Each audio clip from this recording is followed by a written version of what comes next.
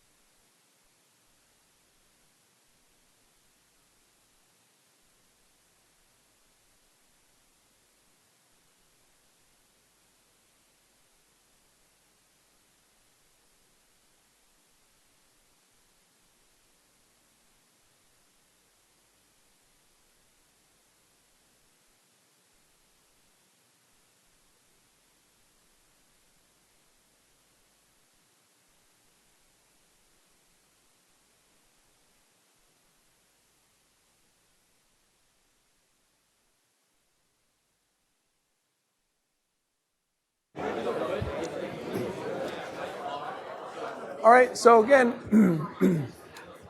we're just getting started here. If you could let us know what you think, give us your opinion here. I'll let this be open for just a little bit longer.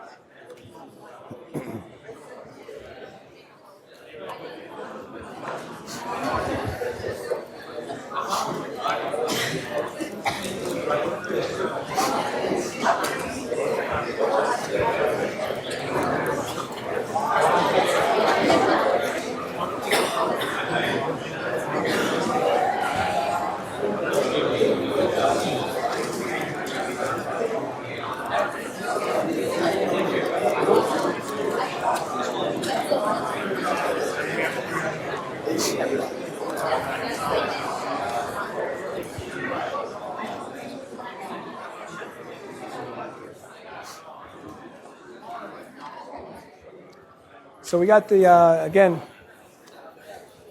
question about the quiz up here. So if you want to let us know what you think, please do it now. We'll shut it off here in a little bit. Just good to get everyone's opinion about this stuff.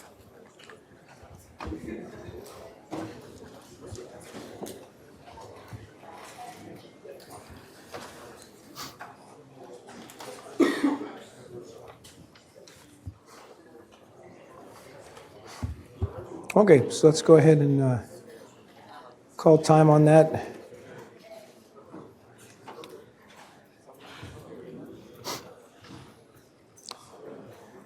And so again, like I was saying, I sort of like it. This is sort of the sort of distribution that sort of gives us. Usually, like again, I think there's a pretty good correlation between how you guys felt about it and how it ends up being, and so it's more like this sort of distribution here. And so it seems like there's still some more. I thought it was hard than sort of what they expected. So again, we're going to try to hustle and get everything back to you on Tuesday. And so we'll let you know more about everything then. Any comments about that? Yeah. What's that?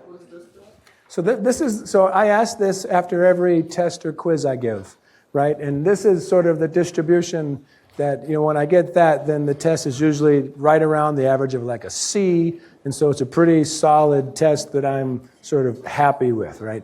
At least, typically. I mean, again, I haven't, done this in the U.S. in a while, so maybe this is what Canadians think. I don't know. But yeah, so it's, like I said, it seemed like we had a little bit more over here than here. So we're grading it right now. It definitely, I looked over, it definitely looked better than the first one. So we'll see how it goes. Any other comments? And then just again, like I said, I do think Gauss's law is really tough. So I think as we sort of move on, it'll be a while till we get to something that's quite that tough. So that'll help too, I think. So we're going to move on and talk about electric circuits. So we had, just started talking about capacitance, and we're going to move on now to electric circuits more in general. And so the first couple of things, just some definitions. So I say this in the video, but a long time ago, people didn't really know how circuits work. So basically, people were able to do things with circuits before they really knew what was happening.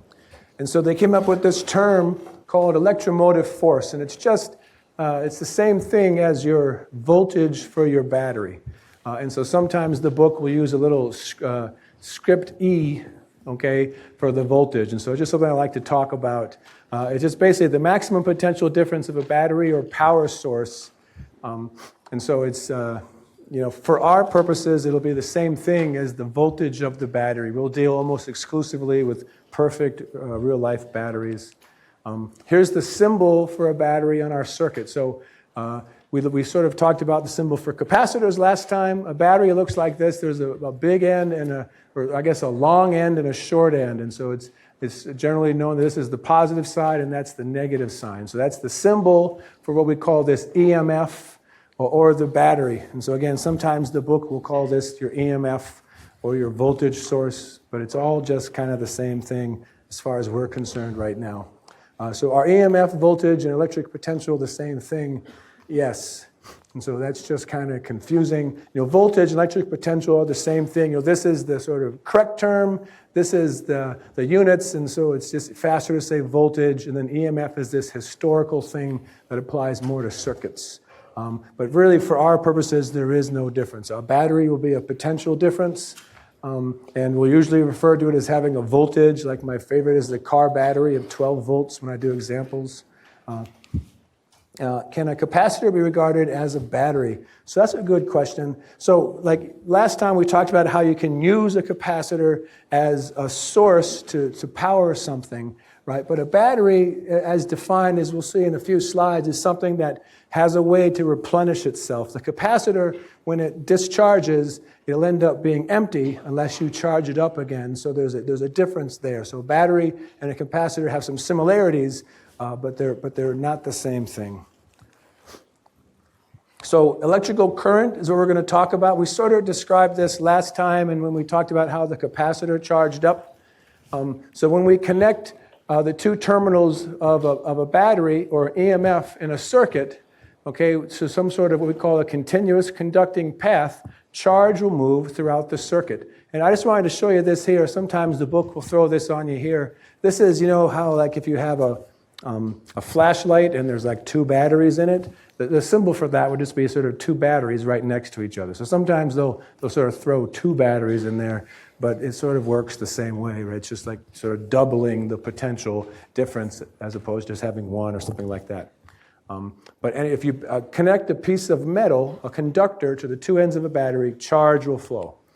And since there is a potential difference, what happens is the electrons on this side will start moving to go over to the positive side. All right? And this is going to be, a point of confusion. So basically, Ben Franklin, a long time ago, named the charges, and he didn't know anything about what was going on. And so he just, there was an experiment he did where there was two kinds of charges. He said, let's call this one the positive and this one the negative. If you could go back, it would be probably better to call the electrons positive, because it's going to lead to some confusions.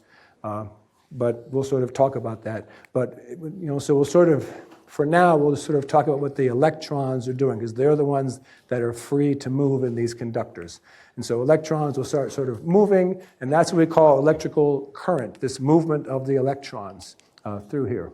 And so you can think about it as the battery pushing the electrons, and the electrons will flow in the direction of the positive terminal. So basically, if this is like a 12-volt battery, the electrons are at 0 volts, which means there will be an electric field set up that will want to push them to get to that 12 volts. Electrons want to get to a higher potential. They want to move up that mountaintop. How do you measure the electric potential difference and what causes this? So you measure it with a voltmeter, and literally what you do with a voltmeter is you put it on 2 different ends, and the voltmeter has a resistance, and it measures the current going through it, and then uses Ohm's Law to calculate the potential difference, which we'll talk about in a little bit. And what is it really? So this is a battery here. So a battery is a charge, some sort of a separation of charge. So it's a system that maintains a potential difference of electrons on one side and bare nuclei on the other side. And the electrons, want to leave and go to the positive side. That's sort of how the battery works. And so we basically use that electrical current to do different things. All right, and so we had this question, when electrons leave the battery, how is it when they reach the positive side, that side of the battery doesn't become neutral? All right, and that's the difference between a capacitor and a battery. A battery has some mechanism. Okay, for most batteries, it's a chemical mechanism, but you can just think about it as like a little conveyor belt, all right, that moves the electrons back to that side. So it's sort of as an electron comes into here, it goes on the conveyor belt, and this conveyor belt keeps the charge separated such that it keeps that voltage difference. That's what a battery does. And again, that's usually a chemical process, but we're not going to talk too much about the innards of it, but you can just imagine it being like a little conveyor belt. Okay, so that's why the battery, and eventually the battery will, this mechanism will get weaker and weaker, and then the battery won't be able to do this anymore. So it does eventually die out, but we won't really talk about that, so we'll assume that most of our batteries are nice, sort of perfect batteries, but that's in reality how they would work. So just a little definition. The flow of these electrons is called the electric current, and the units is the ampere, and it's coulombs per second. All right, so if you imagine if there's like a big wire here in a circuit, and I just sat here and I sort of counted the number of electrons that come through per second, all right, and then I took the charge of an electron and divided by second, that would be the current. So it's how many, how much charge sort of passes by some point per second. And so delta Q over delta T, and of course, we'll have this be a derivative sometimes as well. All right, and so just a couple things to talk about, because we want to be able to understand this stuff conceptually as well as we can. So the drift speed. So if you read the book or watched the video last night, okay, the drift speed of electrons, so sort of how fast they're actually moving through here, is really slow. Okay, so we could ask this question, all right, like if I turn on a light at home, the light turns on almost instantaneously. Well, if the drift speed of the electrons is really slow, can anyone tell me why does the light turn on right away? Anybody? Yeah.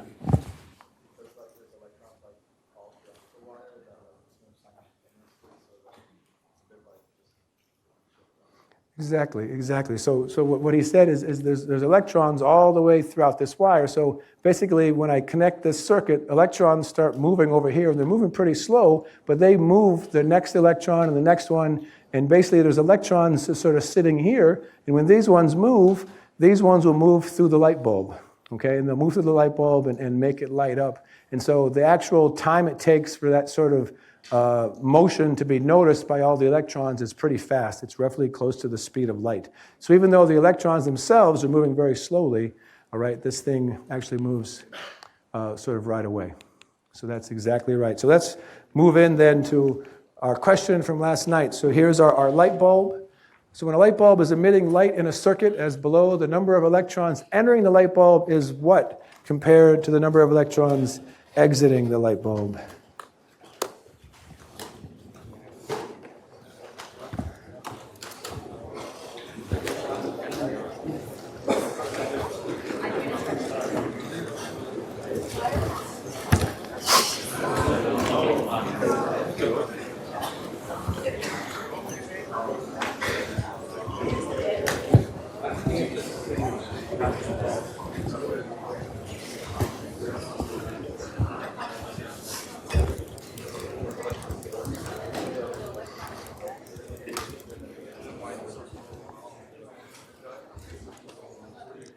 Okay, so I think that's about everybody, and it looks like we're doing pretty good, so I'm going to go ahead and call time.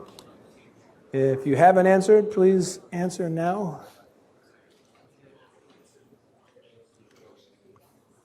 And so here's what we get for our results. Anybody want to tell us what they were thinking on that one?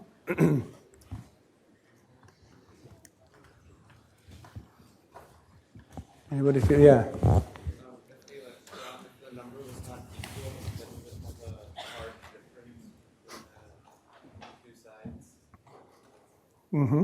Yep. So it's you can't, for us in this class, charge is conserved, so you can't lose charge. That's one thing.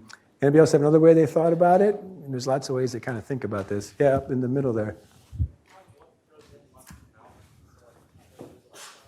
Yeah, so there's a rule that we'll learn as we go through, Kirchhoff's rule, that says that basically the charge coming in has to be the charge coming out. So let's look at some of the answers from last night. So I agree with the majority, B. And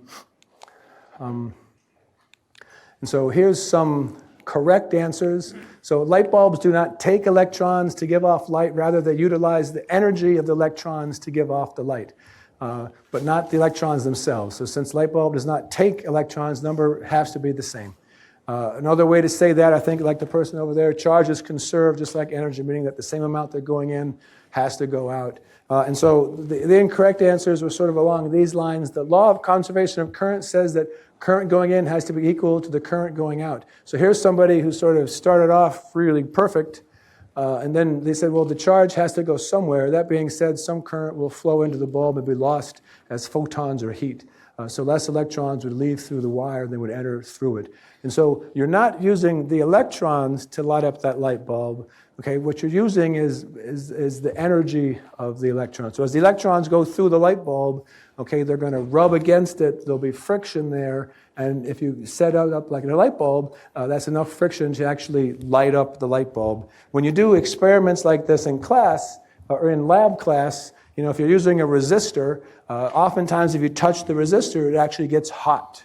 Okay, and so you're taking the energy of the electrons, not the electrons themselves. But we did pretty great on that one. Any questions?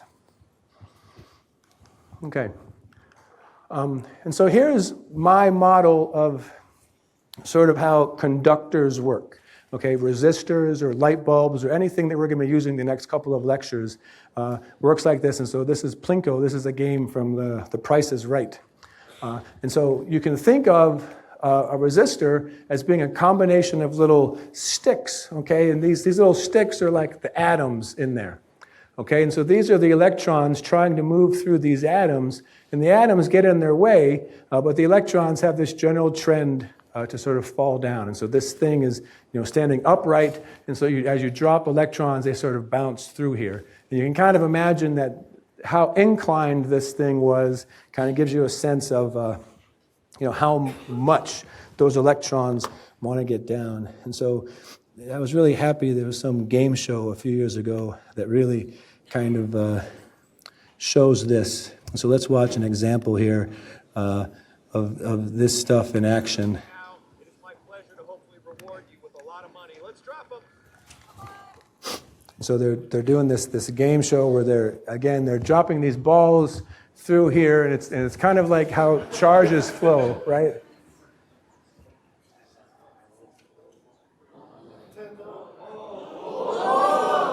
Whoa.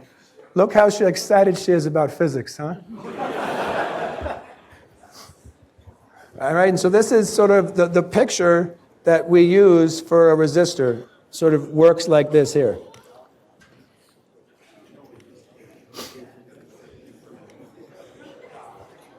And so this picture can be useful, I think, in a lot of different cases. And so here is the more, yeah, no, that's really fun video. But that picture, this is sort of the more formalized definition of it. So a resistor has a couple different things that the resistance depends on. And so here's the equation here. And so here's a picture of just a resistor. And a resistor could be just any piece of metal. You know, a resistor and a conductor are the same thing. Okay, we just call it different things in sort of the application of a circuit. But traveling through a conductor, electrons bump into things. These things are the nuclei of the atoms, and that slows them down. And so basically the three things that affect the resistance of something is this thing rho, which is the resistivity, which basically tells you something about the material, sort of how dense those bumps are in that sort of Plinko board. The length is L, so sort of how long it has to go through to get through it. And then A is the cross-sectional area. And so here's how we define the resistance. So rho tells you basically how difficult it is to get through the material. The longer it is, the bigger the resistance, okay? You got to get through more stuff. So the longer it is, the bigger the resistance. And then the cross-sectional area is actually, the bigger that is, the less the resistance is, because in a sense what's happening is it gives you more paths. In that movie with the lady, they could drop multiple balls through there because there was sort of a larger surface area there, and so you can kind of get more electrons going through. So let's see. So you mentioned that the wire was a conductor. Later you mentioned that a wire is a resistor. So again, conductor and resistor for right now are the same thing. It's just that we call it a different thing in relationship to circuits. It's something that, here it's something that's resisting the current, but it's going to be a conductor. And how does the material affect conductivity of surface area and conductor length determine resistance? And so it's that value P, or the rho. The rho is where that comes in. So different kinds of material have different kinds of resistivities. And again, that's just sort of telling you how much stuff is in there, how many of those little sticks are there to sort of stop the flow of your electrons flowing down. And so you can think about it, if I sort of put two of these Plinko boards together, okay, it's more resistance. It takes longer for these guys to get through. And by the same token, if I put two of them side by side, I'm giving more paths, so more electrons can pass by per second. Okay? And so that's sort of the Plinko analogy to this equation we have here. And so let's look at this next one, which again we did last night. I think we did pretty good, so let's see what we think. So we have a skinny wire and a thick wire. It's made from the same material. Which case will have the largest current? What do you think?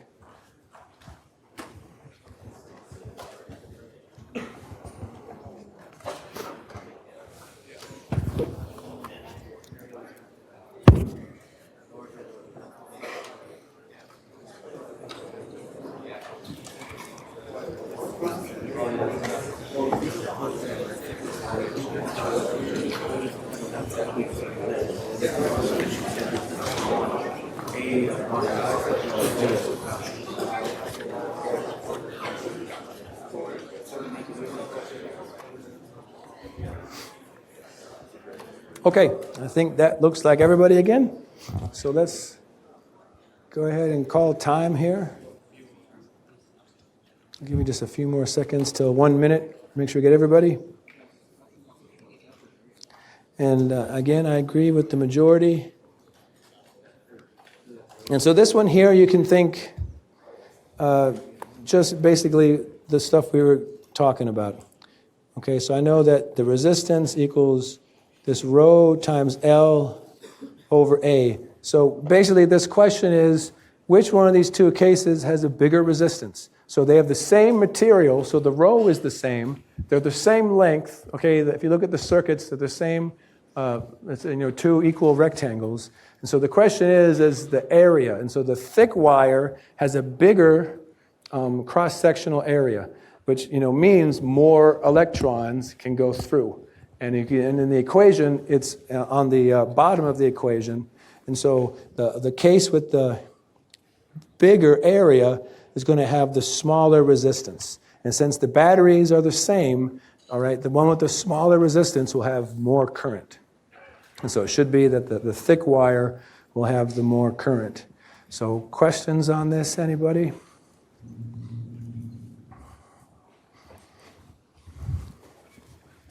Okay.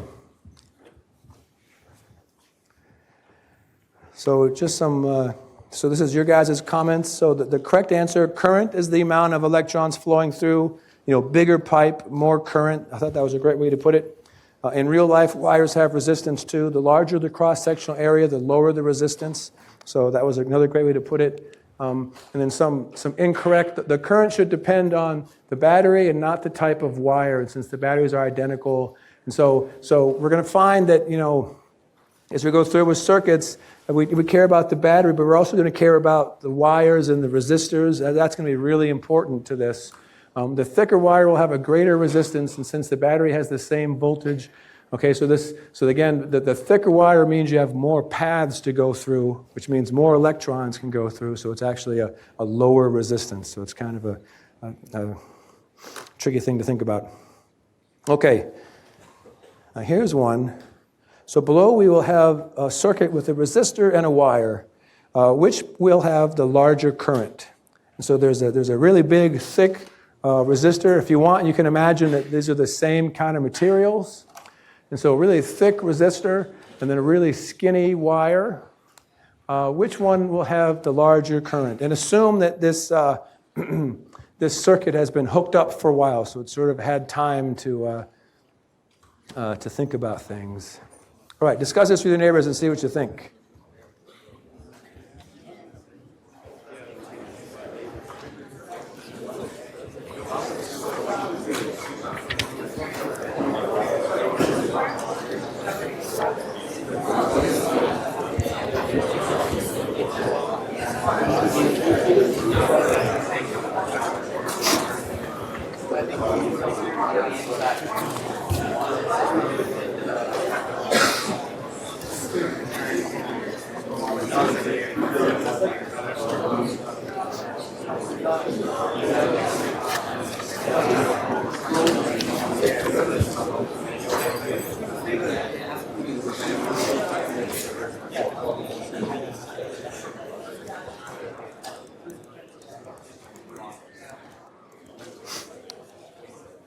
Okay, so let's call time. I think that's everybody. Let's give ourselves maybe a few seconds. Again, if you haven't entered an answer, please enter in your answer now.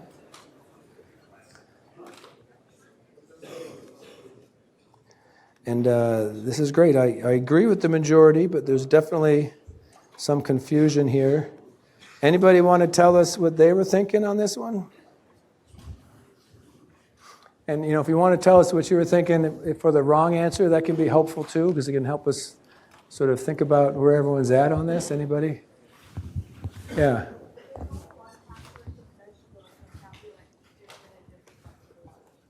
So there's only one path to take?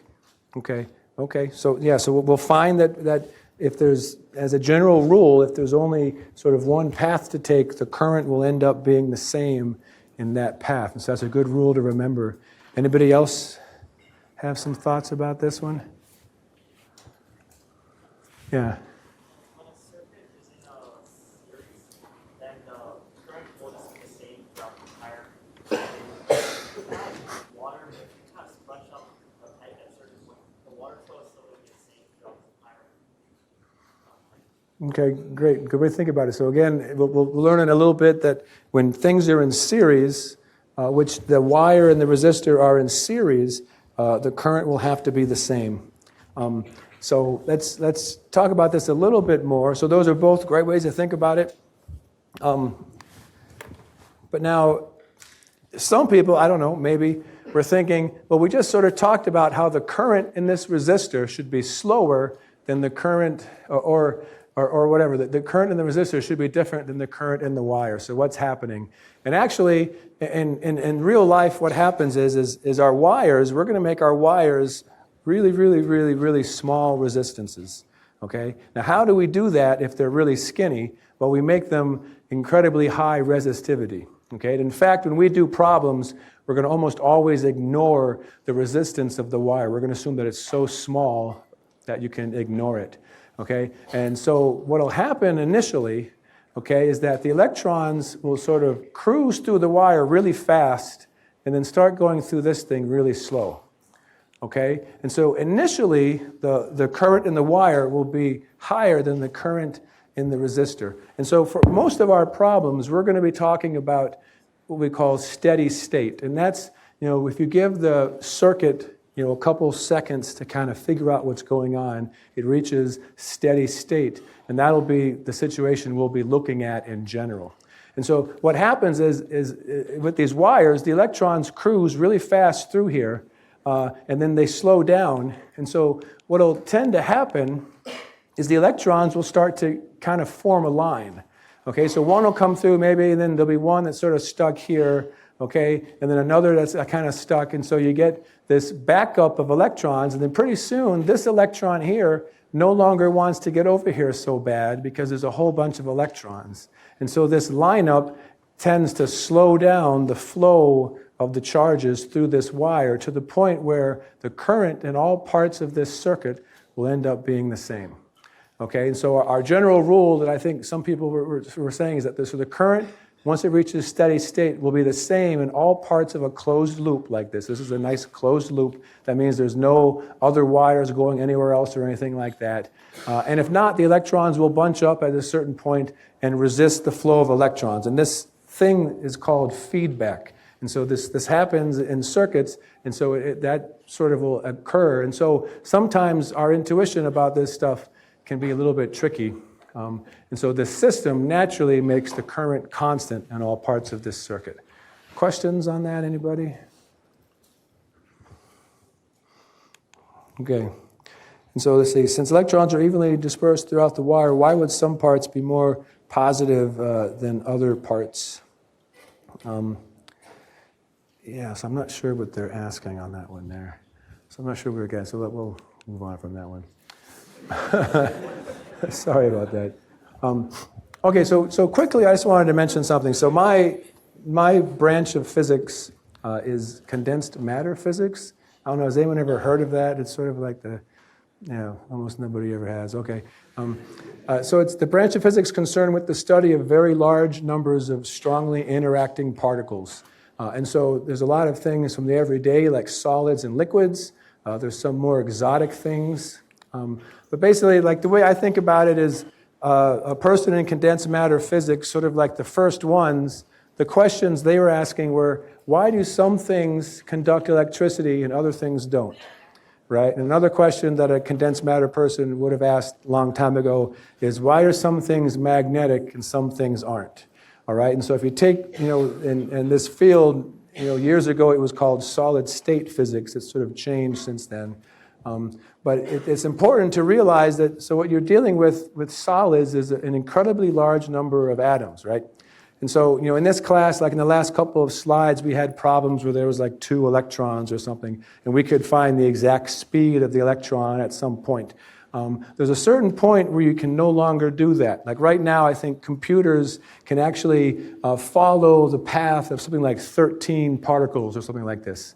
Okay, some small number exactly. Okay, so sort of if you know the exact force between the particles and the exact speeds, you can actually figure out what's going to happen after that. And if you get larger than that, you can't actually know exactly what's happening. And so the stuff that we talk about when you have large numbers of things, and the example here would be this model we have of the conduction of electrons, it's a model. And so it's not necessarily real. We're not sort of taking everything into account. It works really well, okay, in some situations, but it's a model. So I just wanted to kind of warn you that this isn't always true. And there's some cases like superconductivity. Okay, you may have heard of this. So there's some materials that if you get them really, really cold, all right, their resistance goes to 0.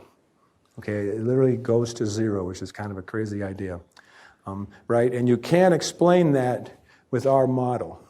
Okay, so these electrons in these solids are sort of acting as quantum mechanical objects, and so it gets pretty complicated. And so here's some, so superconductors have unusual magnetic properties. So here's a small permanent magnet that levitates above a disk of high-temperature superconductors. So you get some pretty interesting things with superconductors. And you'll hear people talk about high-temperature superconductors. So basically, when they first found these things, it was like super, super cold temperatures that this would happen. Like you need to get like liquid nitrogen to sort of see these effects.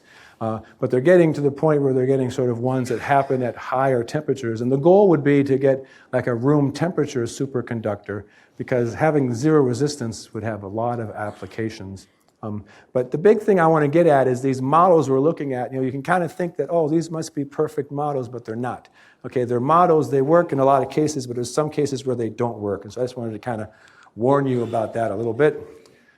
All right, and so here's one thing, like I was getting at, the whole Ben Franklin issue, which is that the actual charges that move are electrons, but because they're negative, it makes the math kind of difficult. And so we're going to sort of switch back and forth when we talk about circuits. Okay, if I'm talking about sort of the microscopic, like what's happening, I'll talk about the electrons. But when we talk about sort of trying to solve for the current in different kinds of circuits, it's easier to imagine that it's the positives moving. Okay? And if you think about it, if I have positives moving this way and negatives moving in the opposite way, the effect is the same thing. Okay? Because it's like negatives going backwards is the same as positives going the other way.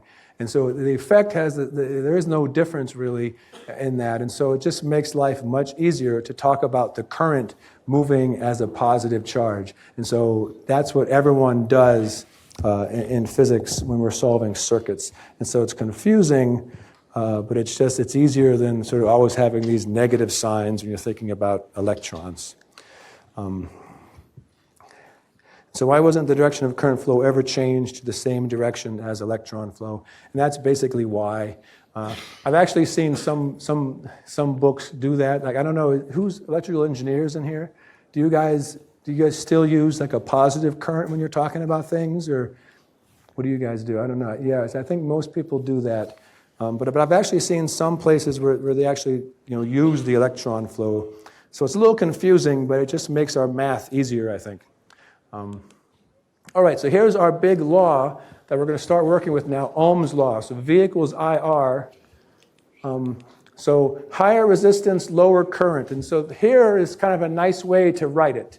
And so this says that the current is kind of like this battle between the voltage and the resistance. Okay, so the higher the voltage, the higher the current will be, and the higher the resistance, the lower the current will be. And you sort of have this fight between the two. Resistance, we didn't say this yet, but the resistance unit is ohms, and we use this letter here to reflect that. And so this is the equation we're going to use as we talk about circuits and try to understand them better. This is sort of our general rule. And again, this is another thing that's a model. Okay, so our conductors, most conductors work like this. Okay, they work under Ohm's law, but there are some materials that don't work like Ohm's law. And so it's not a general thing, so you just got to be careful about that. And resistor, again, it's a device that resists current. It is the same thing as a conductor, and we use this sort of teethy looking thing here as our model for our resistor. And so what we can do then is start talking about, and then this is just a real quick thing. So generally in a circuit, the resistance of the connecting wires are very small, and we can neglect them, okay? And so they're super, super small, and so we're just not even going to worry about them. Now, occasionally you'll have a book problem where they'll be like, okay, assume that you have to think about the wires or whatever, okay?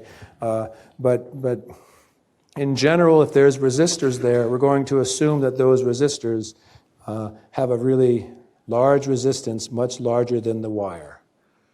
And so the way this will work is again, in general, our current is equal to the change in voltage, right, over the resistance. So that's sort of the idea. And basically, we're going to assume that the resistance is so tiny, and so actually, probably a better way to write it is like this here. So we're going to assume that with wires, the resistance is so small that it's zero. And so when you have the current times R, the change in potential will be zero. And so we're going to find that as we go through a circuit, all the elements in the circuit will give us a little change in potential. And we're going to assume that with the wires, that the R is just so small that that change in potential is zero. Now, in real life, it's there. It's something like, 0.000001 or something. But it's the kind of thing you can neglect and not really affect your final answer so much. Okay? And so that's one thing we're going to do with resistors. And we'll call those ideal wires. Now, our goal for the first couple of lectures here is to go through and basically take our circuit and break it down into the simplest circuit in the world. Okay, and so here's the simplest circuit in the world. It's a battery of 24 volts and a resistance of 8 ohms. We use Ohms Law, and we divide 24 by 8, and we get that the current is 3 amps. Okay, and so this is, our goal is to basically break down our circuits to something like this here, kind of like we did with capacitors last time. Okay, but in general, we're going to have more complicated circuits that we'll need to spend some time breaking down. And so let's start by looking at some situations where there's more than one item. And so here, we love working with light bulbs. Light bulbs are just resistors, right? And so a light bulb is connected to a battery in case A. In case B, an identical light bulb is added in series. What happens to the brightness of the original bulb? And we'll talk more about this as we go on, but there's two things. The brightness of your bulb, okay, goes like the current is one of the things that it goes like. Okay, so if you have identical light bulbs, the current is one way to think about how bright they are. So think about this and see what you come up with.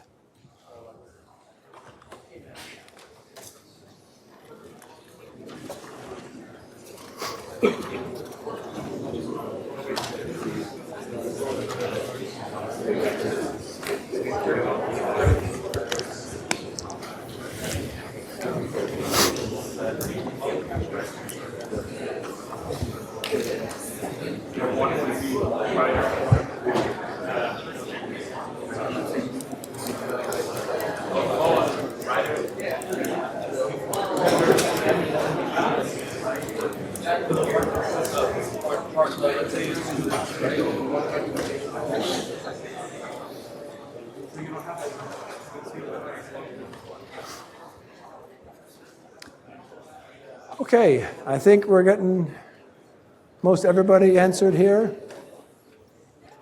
And so let's talk about this one.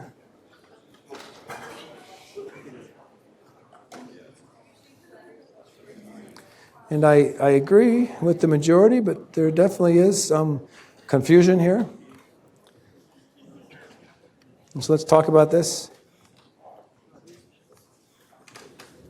So I'm going to say it decreases. So someone tell me, what were you thinking with that one? Yeah. There's more resistance over the entire loop, so the current should be that would lessen the brightness. Okay, that's a great way to think about it. So there's more resistance in this circuit. Now, how do we know there's more resistance in this circuit? That's what can be tricky sometimes. Anybody have another way they thought about it? That's a good way to think about it, I think. Anybody else?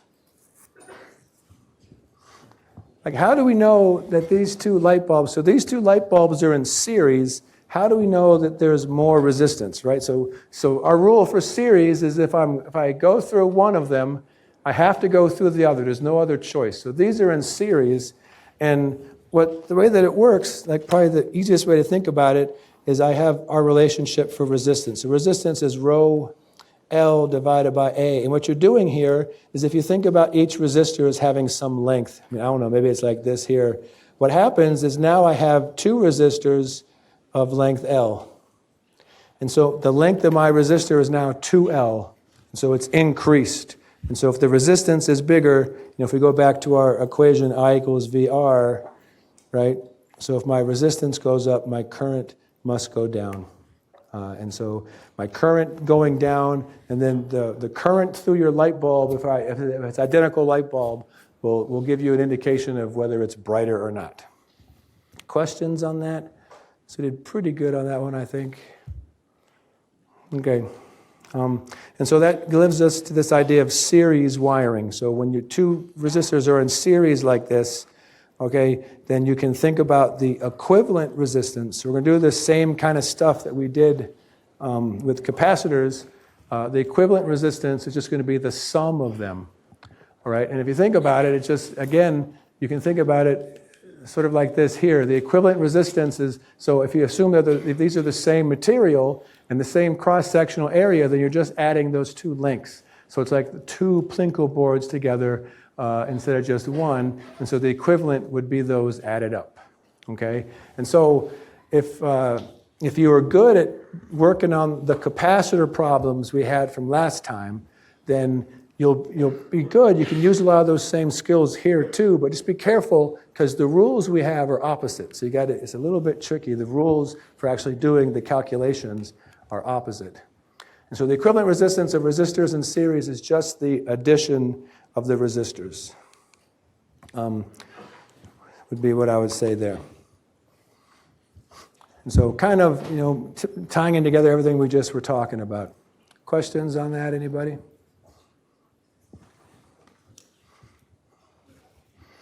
Okay, so let's do something then, an actual math question. So in the circuit below, what is the voltage across R1? So let's think about this.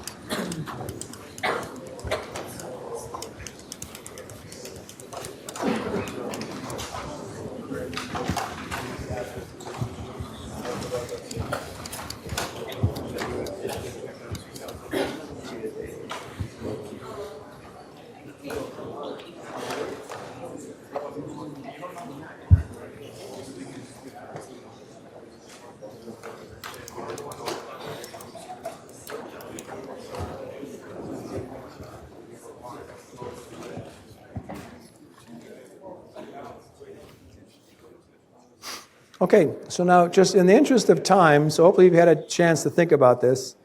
Let's talk about this one.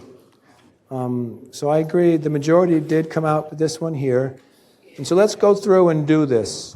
Now, what we'll try to do is do setups like this. And so just like with the capacitors, my goal is to replace those 2 resistors with 1 resistor. So here's my 12-volt battery. And in this case, we just learned that to replace 2 in series, you add them together. And so here it would be 2 plus 4, and I would get resistance here of 6 ohms. All right?